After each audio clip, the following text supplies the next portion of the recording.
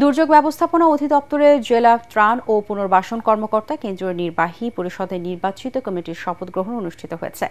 মহাখালীতে সংস্থাটির প্রধান কার্যালয়ে আয়োজিত এই অনুষ্ঠানে বিজয়ীদের শপথ পড়ান দুর্যোগ ব্যবস্থাপনা ও ত্রাণ মন্ত্রণালয়ের সচিব মোহাম্মদ মোস্তাফিজুর রহমান।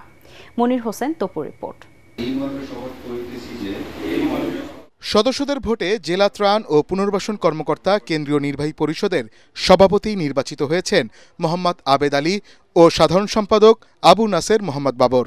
আনুষ্ঠানিকভাবে তাদের দায়িত্ব বুঝিয়ে দিতে এ শপথ অনুষ্ঠানের আয়োজন করা হয়। এতে সভাপতিত্ব করেন অধিদপ্তরের মহাপরিচালক রেজওয়ানুর রহমান। আমাদের সকল কার্যক্রমে ব্যবহার করতে গিয়ে আমাদের যেসব লজিস্টিক সাপোর্ট, আমাদের ন্যায়সঙ্গত যেসব দাবি, এই দাবিগুলো কর্তৃপক্ষের কাছে সুচারুভাবে উপস্থাপন করার আশাবাদ ব্যক্ত করছি। দুর্যোগ ব্যবস্থাপনায় বাংলাদেশ রোল মডেল কে আমরা ধরে রাখার জন্য এবং আরও দুর্যোগ ব্যবস্থা আমরা শক্তিশালী করার জন্য যা যা করা প্রয়োজন আমরা সবাই যার যার অবস্থান থেকে ইনশাল্লাহ করব এবং সেটাকে কীভাবে শক্তিশালী করা যায় সেটা নিয়ে আমরা কাজ করব।